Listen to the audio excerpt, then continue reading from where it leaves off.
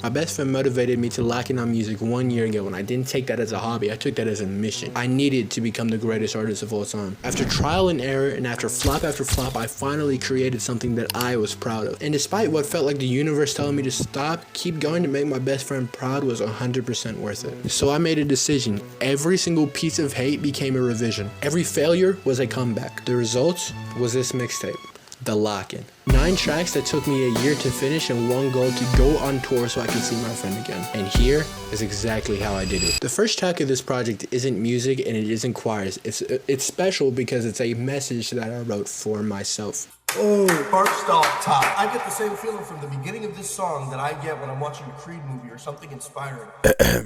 May 21st.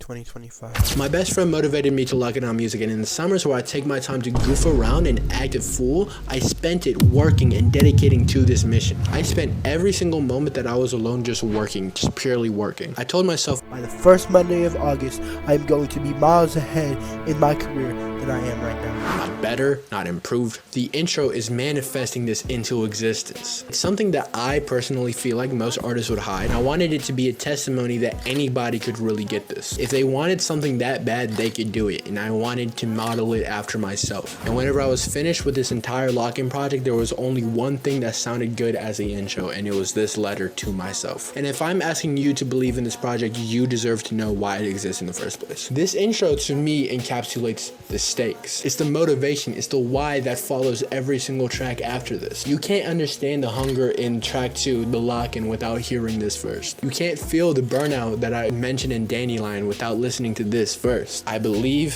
fully in manifestation, and this was me manifesting greatness. I am going to be the greatest, and this is proof. You made all this by yourself? Oh my gosh, my nigga. Oh my god, you're so tough. Yeah, on God, don't ever quit. The title track, The Lock-In, was a declaration on music in that I was never giving up and I was never letting go. Like, you've never heard rapping like the rent is due until you've heard this track. Stop the cap.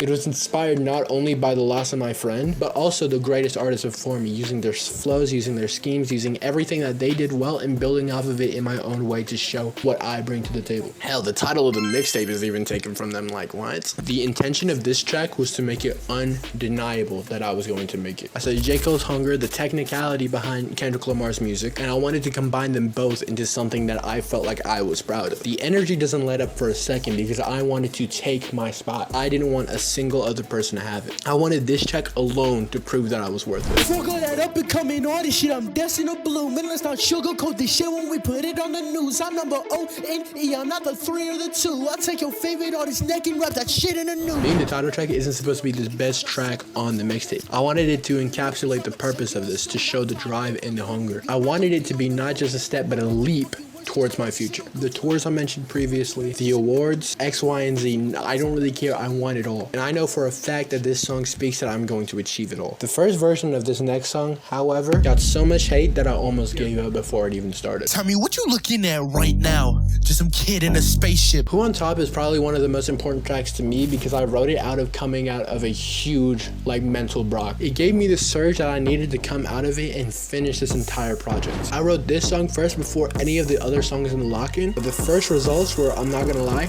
pretty dookie. So I had 2 options: give up or get better. And obviously we're not taking that last fucking option. Tell them to bring me my money. Yeah! The criticism that I received was a warning that I had a lot of growth that I needed to do before I got into this music shit. For the next year, I redid this song over and over again, trying to find what made it so dead and bring it back to life. I got better and better and better, and so, well, it was one of the best performance songs I did. And that's not saying a lot because I'm still like... The final project, in my opinion, has the best version because I evolved it to the point where I was making better music. I persevered through the worst of it and learned how to do better from it so that I can make it where I want it to be. The lesson that I took away from this is that nothing stops greatness when you refuse to quit. However, throughout this entire project, there was one track that I struggled with the most. I'm not gonna lie. I know you write your shit with it for a reason. I know this all you. I don't know who this for. Invisible was the next track, and it was written about being invisible, vulnerability, accountability-wise to the person that you love. It was about the pain of trying to be present for them, but hiding the person that you truly were. And I'm not gonna lie, making this track was damn near harder than experiencing it. After the failure of Dandelion, I knew that I had more to accomplish and more that I needed to improve on vocally, and that's what I dedicated this track to learning how to do. I really struggled with myself because I knew how much potential that this track had if I really locked in and dialed in on it, but it felt like I genuinely just didn't have the skills for it. I wrote like 5 other songs in replacement of this one if it didn't work out,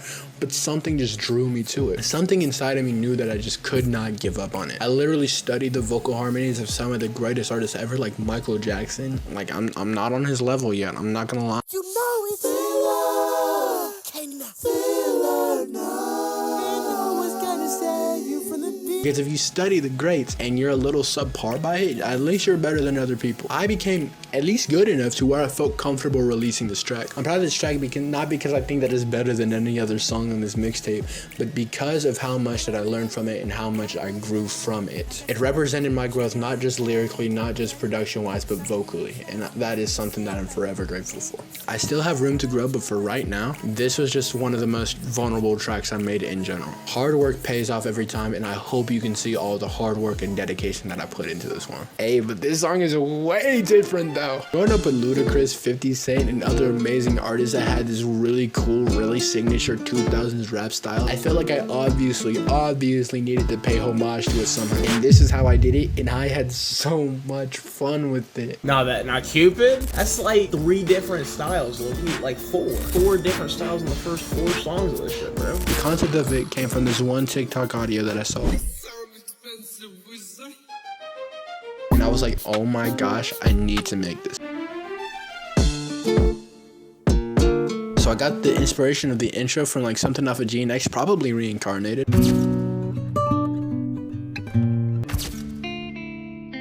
I love when artists put guitars in the beginning of their song and just let the guitar strum and play. And I just kind of went from there. The only part that I actually wrote down for the song was this part right here.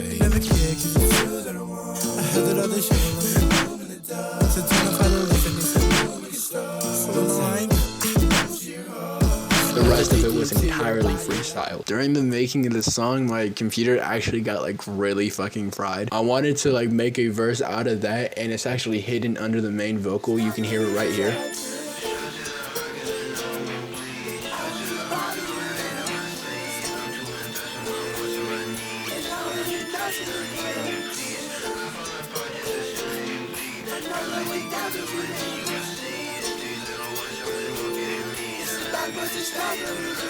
With all the things that I talk about on this mixtape, I'm glad that I could just have a track where I could lay back and vibe and relax to it. I think whenever revisiting a lot of the tracks on this mixtape, there's a lot of blood, sweat, and tears, and this one is like the cleanest spot, and I kind of like it. This song was supposed to be a 30-second interlude, but it became so much more than that whenever I started actually talking on it.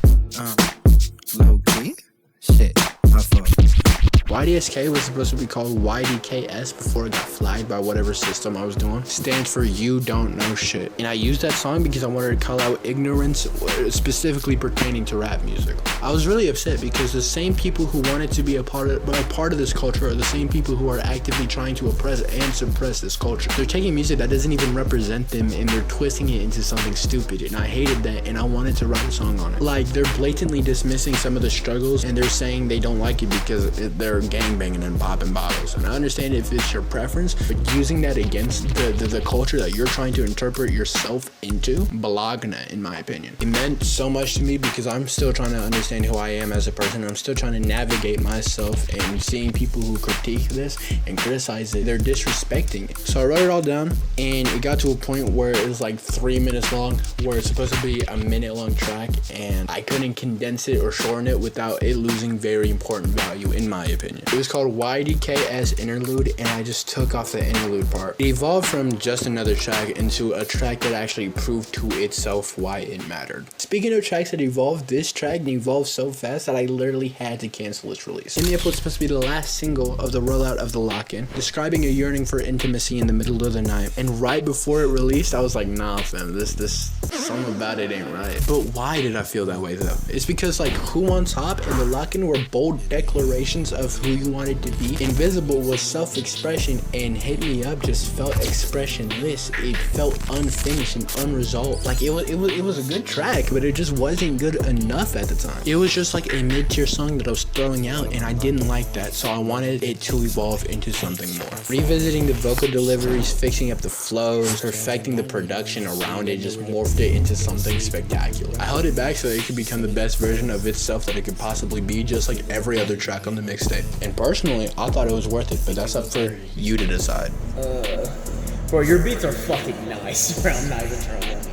Oh, you like switch flows every song. It's so tough. Oh my gosh, the beat's so good on this song. And like the rest of this mixtape, this one was probably one of the most powerful and inspirational songs that I've ever made. Would you say that you're a sunflower, or are you a dandelion? And that's when Danny like, If there were a place that shone brighter than the place you're at, Dandelion was the second to last track on the lock-in. After my friend motivated me to lock in on music, the ambition quickly turned into burnout, just like it would for anybody else. And this was my expression of the burnout, and it's probably one of the most poetic things that I've ever wrote. Every section of the song, and I mean every little section of the song, is supposed to represent the dandelion's life cycle. From the main melody representing the blowing of the seeds, the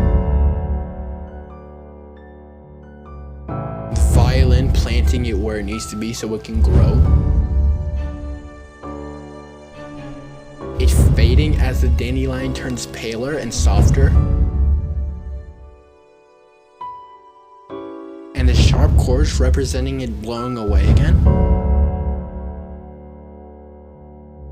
It's represented through the production as much as it is the lyrics. The first verse directly uses the dandelion's life as a metaphor for burnout and ambition. The second verse is just like directly telling you what the first verse was trying to say, and the parallels between it, not only in the rhyme scheme, but exactly how it's structured, was very intentional. Watered and protected, kept the sunny weather. The heat was strong and wrecked, the leaves have fled the tiny shelter. Exposed to incandescence, it bloomed out of its head into a dandelion. You a yellow flower feeling fresher.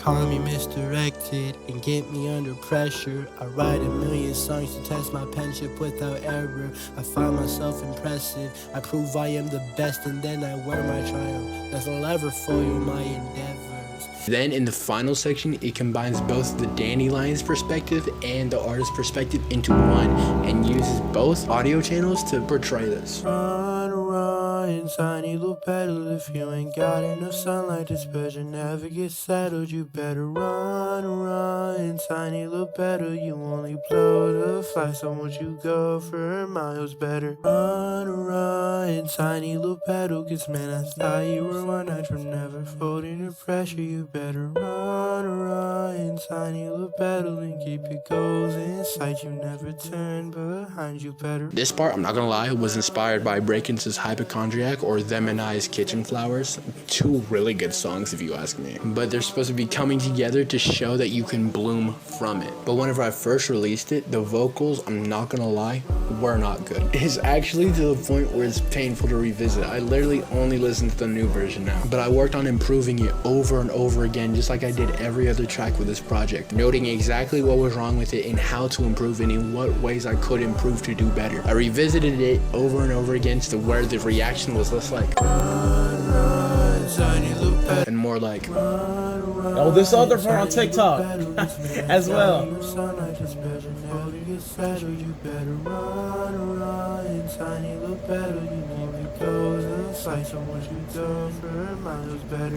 I'm paused. You're so tough.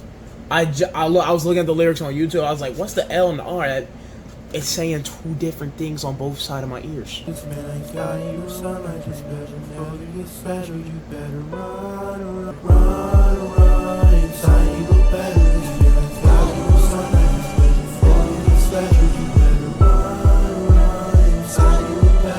The dandelion's journey ended up becoming my journey in the most poetic way possible. And in the end, I hope it can continue to inspire people out of their burnout into a journey that's so much greater than what they could have imagined. And in any good story, the end always wraps around to the beginning, and I feel like this mixtape kind of does something similar.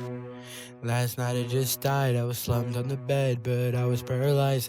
In the beginning of the lock-in, my message is to persevere and become the greatest artist that I possibly can be. In conscious silence, Jess's legacy and honor is manifested through these bracelets and through the instrumentation. And that's exactly why I dedicated the title to her. But there's actually two stories in this. I feel like art should be interpreted by those who consume it, which is why I don't want to talk about the first section of it and delve too deep into it. I hate whenever people spoon feed all the answers. I feel like it's up to you to figure out what I'm trying to say. So without describing too much, this section is just about me dying in my sleep and the experience that I had with it, and being guided through this paralyzing space by a ghostly figure who has an identity, by the way, showing me what I need to do in life and where I need to be in order to become the artist that I want to be. And that's when the second part comes in.